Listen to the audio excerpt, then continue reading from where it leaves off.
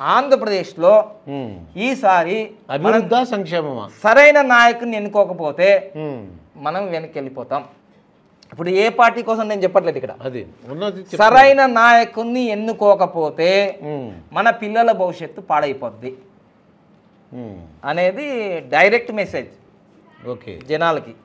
ఇక పవన్ కళ్యాణ్ గురించి చెప్తారా సార్? పవన్ కళ్యాణ్ అయితే టఫ్ ఫైట్ ఉందండి. ఆడ టఫ్ ఫైట్ ఉంది, చాలా టఫ్ ఫైట్. ఎందుకంటే నేను మొన్న మీరు ఇలా అడుగుతారని ఎవరు అక్కడ పిఠాపురంలో ఎవరున్నారు అంటే చాలా పిఠాపురానికి చాలా చరిత్ర ఉందండి. అది అష్టాదశ పీఠాలలో అమ్మవారిది. అక్కడ పవన్ కళ్యాణ్ గారు తీసుకోవడం ఒకటి పి, పవన్ కళ్యాణ్ లో పి, అది శనే. పిఠాపురంలో పి, అది శనే, శని మహారాజే. నీతి నిజాయితీకి కేర్ ఆఫ్ అడ్రస్ కావాలని అక్కడ వెళ్ళాడు. అందుకోసమే గృహప్రవేశం చేశాడు, నేను స్థానికుని అయిపోతాను అన్నాడు. ఓకే, అయితే టఫ్ ఫైట్ ఏంటిదంటే ఇంతకు ముందు వీళ్ళు ప్రజారాజ్యం పార్టీలో ఉన్న ఎవరు వంగా గీతా గారు ఇప్పుడు అపోజిట్ గా ఉండడం అనేది చాలా టఫ్ ఫైట్. ఏంటిదంటే నువ్వా నేనా అనే యుద్ధం మొదలవుతుంది. ఎందుకంటే వంగా గీత గారు మార్చి 1వ తారీఖు పుట్టారు. మార్చి 1వ తారీఖు 1960 ఏదో ఉంది. ఎందుకంటే ఒకటి అనేది ఇక్కడ ప్లస్ పాయింట్ అయింది. వాళ్ళకి అనుభవాలు ఉన్నాయి. ఆమె చాలా సంవత్సరాలుగా రాజకీయాల్లో చాలా సక్సెస్ గా వెళ్ళిపోతుంది.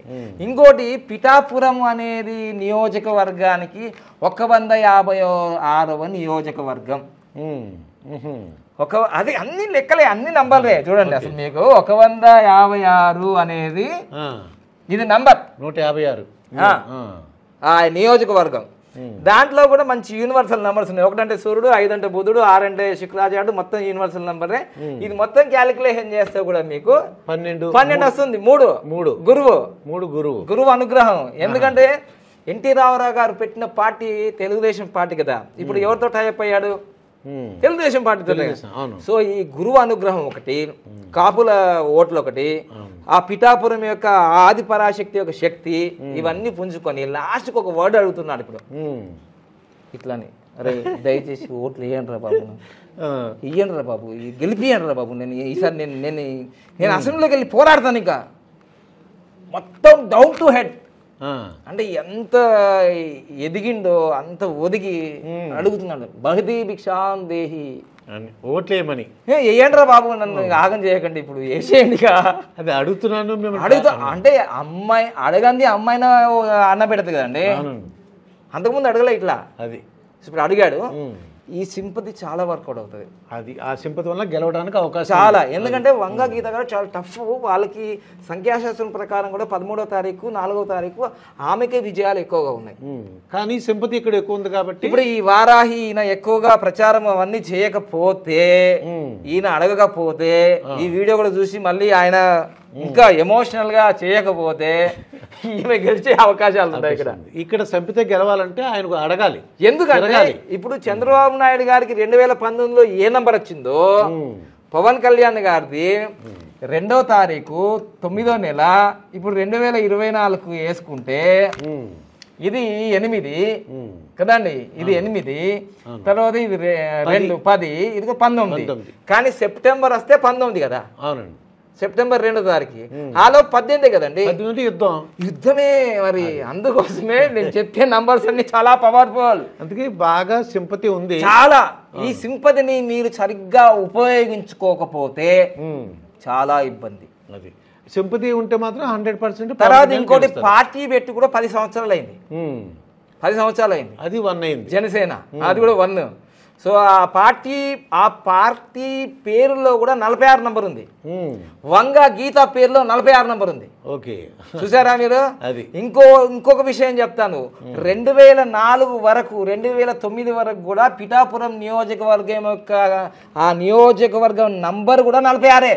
ఓకే, అసలు ఇప్పుడు భారతదేశ చరిత్రలో పిఠాపురం హాట్ టాపిక్. మోడీ గారు కూడా చూస్తున్నాడు, ఏంటి పవన్ కళ్యాణ్ ఏం చేస్తున్నాడు. So it is very interesting. నేను ఒక్కడే చెప్తున్నాను, పవన్ కళ్యాణ్ గారు ఆ పేరు అంటే ఆ హనుమంతుని యొక్క పేరు పెట్టుకున్నాడు కాబట్టి, పవన సుతుడు కాబట్టి, ఆయన యొక్క ఆశీర్వాదము, జనాల యొక్క ప్రేమ వాత్సల్యము, ఆ యొక్క స్ట్రాంగ్ డిజైర్ అంటారు కదా, బలమైన సంకల్పం, విల్ పవర్, అది ఉపయోగించాలి.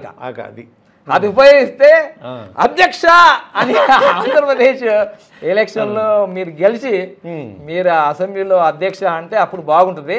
ఎందుకంటే ఇప్పుడు నేను ఒక విషయం చెప్తానండి, ఇప్పటి వరకు భారతదేశ చరిత్రలో కానీ ప్రపంచంలో కానీ ఒక ఎమ్మెల్యే కాకున్నా, ఒక ఎంపీ కాకున్నా, ఒక పొలిటికల్ లీడర్కి ఒక హోదా లేకున్నా నరేంద్ర మోడీ సార్ అంతటి వాడు పక్కన కూర్చుని పెట్టుకుని ఇంత రెస్పెక్ట్ ఇస్తున్నాడంటే పవన్ కళ్యాణ్ యొక్క ఇమేజ్ పవర్ ఏంటో అర్థం చేసుకోవాలి ఆంధ్రప్రదేశ్ ప్రజలంతా.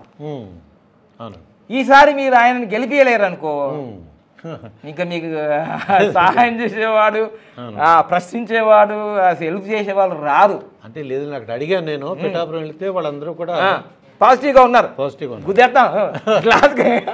బ్లడ్లు కోసేసుకుంటున్నారు. Very good, very good. So ఈ విధంగా అంటే మొత్తం మీద అయితే మనకి ఇక్కడ పవన్ కళ్యాణ్ సార్దైనా, చంద్రబాబు నాయుడు గారిదైనా, లోకేష్ బాబు గారిదైనా ఈ నంబర్స్ అనేది చాలా పవర్ఫుల్గా ఉన్నాయి. ఇంకో విషయం ఏంటంటే నామినేషన్ ఒక్కొక్కరు ఒక్కొక్క డేట్లు వేస్తున్నారు కదా.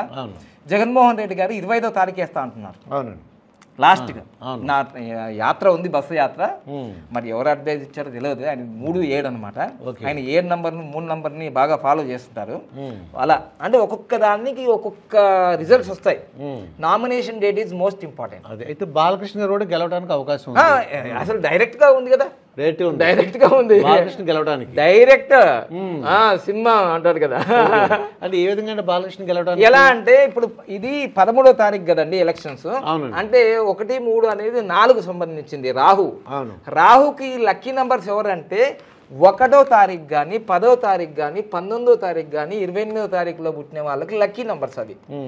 లేదా 6, 15, 24లో పుట్టిన వాళ్ళకు కూడా లక్కీ నంబర్సే. తర్వాత 7, 16, 25వ తారీఖులో పుట్టిన వాళ్ళకు కూడా లక్కీ నంబర్సే. ఎవరికి న్యూట్రల్ నంబర్స్ అంటే 3, 12, 21, 30. 21 డేట్ ఆఫ్ బర్త్ ఎవరిది? 21 మన జగన్మోహన్ రెడ్డి గారి. న్యూట్రల్లో ఉంది, గెలవచ్చు గెలవకపోవచ్చు. చూసారా మీ సర్వే? అవును, న్యూట్రల్లో ఉన్నాడు, ఇప్పుడు డైలమాలో ఉన్నాడు. ఎందుకంటే చెల్లే వచ్చేసింది.